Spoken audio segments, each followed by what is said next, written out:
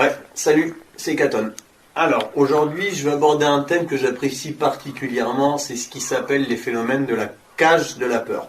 C'est-à-dire des endroits chez vous où vous pouvez sentir un malaise sans savoir pourquoi, que vous pouvez assimiler à du paranormal et au final, ça n'en est peut-être pas du tout. Donc là, on est dans une maison dans laquelle on avait déjà fait une enquête, c'est pas chez moi, c'est une maison abandonnée qu'on avait fait en exploration.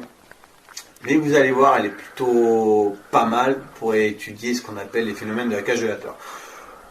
Aujourd'hui, je vais être accompagné de mon collègue Davy. Hop, tiens, on va te montrer un petit peu. Hop, éteins ta lumière. Hop. Donc ça, vous voyez, c'est Davy. C'est grosso modo grâce à lui qu'on est là. Il y a quelques années, il a fondé Paranormal Urbex 72, on s'est rencontrés, et à 4, avec Steve et Cass, on a fondé Paranormal Exploration France. Mais ça, hop, je te redonne ça, hop, un petit peu de lumière, sinon ça va être la merde. Impeccable, je suis encore plus beau à la lumière. Petite parenthèse rapide, on va faire des vidéos de présentation où chaque membre de l'association se présentera, dira son statut, son poste.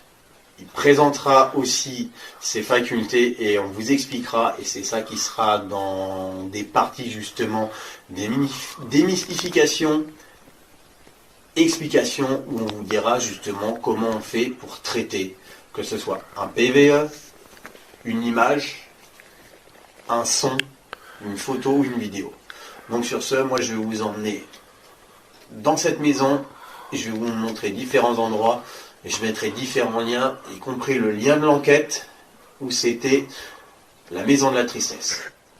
Bon alors, là, par rapport au phénomène de cage de la peur, ce qui peut arriver dans un endroit comme ça, c'est typique, c'est que là, en fait, vous avez plein de bidons de jerrycan d'essence. On est dans une vieille maison, le chauffage, ça devait être du chauffage au fioul, ou quelque chose comme ça, et on suppose que c'est pour ça qu'il y a autant de jerrycan. Donc là, si vous regardez, c'est pas très très haut de plafond. La pièce est relativement grande, mais le plafond est assez bas. Là, vous avez des bidons d'essence. Il suffit qu'ils soient mal fermés. Ça va créer des vapeurs. Ça peut tout simplement vous créer des vertiges. Truc tout bête, il suffit juste que vous soyez accroupi comme ça, vous rapprochez de l'odeur, vous remontez, ça va vous tourner la tête. Ça, en fait, certaines personnes vont nous dire que dans certains endroits chez eux, ils vont avoir des sensations étranges. Ils vont se poser des questions, ils vont dire je comprends pas, quand je suis dans tel ou tel endroit, j'ai la tête qui me tourne, je me sens oppressé. Le fait que le plafond soit pas spécialement haut, ça peut jouer. Après, si vous regardez par exemple par là, vous avez un produit tout chelou, c'est méthyléthicétone. Je sais même pas si je l'ai bien dit. Mais bref, là en fait, on est vraiment dans un cas typique où il y a plein de produits différents. Les odeurs, les composants volatiles peuvent se mélanger et ça peut vous créer des sensations bizarres. Donc, rien de paranormal. En tout cas, dans ces cas-là, c'est pas forcément sûr qu'il y ait quelque chose de paranormal. Donc, quand vous êtes dans une pièce où vous avez différents produits comme ça qui sont stockés, si vous ressentez des choses, vérifiez que tout est bien fermé. Ça peut être de l'essence, des pots de peinture, ça peut être tout un tas de choses. Donc là, après, on va aller dans une autre pièce pour voir, je vais vous montrer d'autres petites choses. Ok, donc là, bon, c'est sûr, c'est poussé à l'extrême parce que comme je vous ai dit, on est dans une maison abandonnée, on profite de faire un petit peu d'urbex dans une maison où on était déjà venu. Mais bref, c'est pas ça la question. Donc, il y a des fois, vous pouvez être dans certaines pièces et sentir un malaise. Encore une fois, essayez de regarder un petit peu partout. Là, c'est sûr, c'est dans l'extrême, puisque le moisi, là, il est bien apparent. Mais il y a des pièces où vous allez sentir une odeur bizarre. Vous n'allez pas comprendre, sans savoir ce que c'est. Si par exemple, c'est dans une salle de bain, c'est tout bête. Essayez de regarder si vous avez une baignoire. Essayez de regarder en dessous. Si vous avez une petite trappe devant, essayez de regarder en dessous. Il y a peut-être une fuite, il y a du moisi.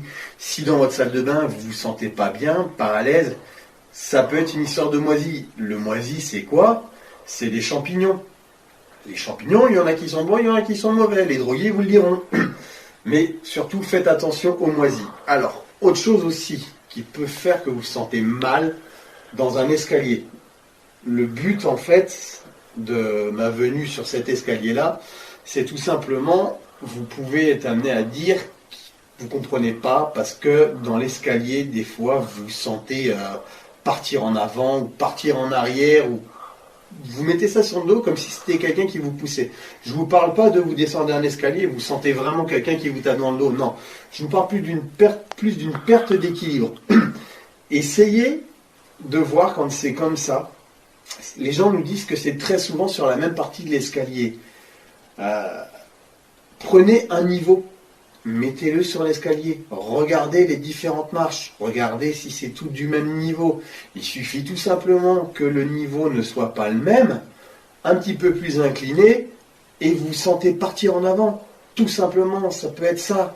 Ça peut être plusieurs raisons. Ça peut être quand votre escalier a été monté, si celui qui a fabriqué l'escalier, si vous avez une marche qui va être plus haute que l'autre, ça peut jouer aussi.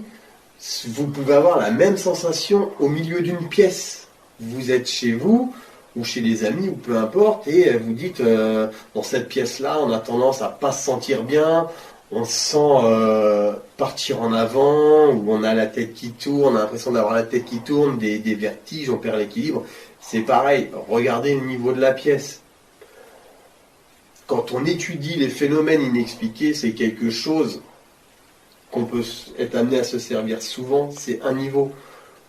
Le niveau d'une marche, le niveau d'une porte. Je ne comprends pas, ma porte elle s'ouvre souvent, ma fenêtre elle s'ouvre toute seule. Prenez un niveau et vérifiez le niveau de vos éléments chez vous. On va passer à une prochaine partie. Alors là, on est dans un endroit typique où vous avez toutes les conditions qui sont réunies justement pour vous déclencher le phénomène de la cage de la peur. Là, vous avez l'électricité vraiment vétuste. Là, vous avez des produits, on ne sait pas ce que c'est. Là, vous avez une bonne vieille chaudière, ça doit être une chaudière au fioul, quelque chose comme ça. Et plus par là-bas, vous avez du linge qui sèche. Donc voilà. Alors, là, vous allez vraiment tout avoir pour ressentir des sensations bizarres, les émanations de la chaudière, qui peuvent vous créer des vertiges. Quelque chose d'important, les champs électriques, je touche parce qu'on est dans une vieille maison qui est abandonnée, donc il y a très peu de risques. Donc là en fait, mais vous avez de l'électricité bien vétuste. Il suffit que ce soit mal isolé. Si vous avez une mauvaise isolation électrique, l'électricité, ça va vous créer des champs magnétiques. Prenez un aimant. Un aimant, c'est quoi? C'est un bout de métal qui est chargé d'électricité en quelque sorte, ce qui crée un champ magnétique. Si vous avez une mauvaise isolation, ce qui va se passer tout simplement, c'est que le champ magnétique produit par l'électricité va perturber les ondes de votre cerveau. Et ça va vous créer des sensations vraiment étranges. Ça peut être de l'oppression, ça peut être de la paranoïa, ça peut être jusqu'au vomissement. Là, vous voyez, si je m'avance, si j'ai des choses électriques qui vont être mal isolées, plus c'est proche de votre tête, pire ça va être. L'électricité, je ne sais pas si vous avez déjà entendu, mais des fois, quand il y a un truc mal branché, vous entendez comme un petit... Je fais bien le bruit, mais c'est pas une abeille. Non, c'est rien, on va laisser, c'est mon caméraman qui se casse la gueule. Et donc, enfin bref, plus sérieusement... Attends. Tu comprends mon montage. Non, moi j'aime bien, c'est du live. Hein. Donc je disais, en fait, ce qui se passe, c'est que l'électricité, ça crée du bruit. Quand c'est mal isolé, ça va créer du bruit. Il y a des sons que vous n'allez pas forcément percevoir. Mais votre oreille interne, elle va l'apercevoir. Et ça va vous créer des sensations de malaise et même des maux de tête. Et tout ça, c'est ça qui crée ce qu'on appelle justement le phénomène de la cage de la peur. C'est une cage que vous mettez dans votre tête, ou alors c'est vous qui vous mettez dans une cage. Il n'y a pas forcément du paranormal. Donc, si dans certains endroits chez vous, vous vous sentez mal, encore une fois, vérifiez l'électricité. Vous allez chez Lidl, des fois ils font des choses pour capter si vous avez l'électricité, c'est tout bête. Mais vérifiez l'électricité, vérifiez si vous n'avez pas des fuites de gaz, vérifiez si vous n'avez pas des émanations, si vous stockez des produits chimiques, vérifiez qu'ils soient bien fermés, nettoyez le pot, parce que s'il y a de la peinture ou différents produits qui se mélangent dans l'air, ça peut être très très très dangereux pour vous. Donc n'hésitez pas à vérifier tout ça. Allez, sur ce, c'était la dernière partie de la vidéo. C'était Katon, accompagné par Davy. Merci, ciao, à plus.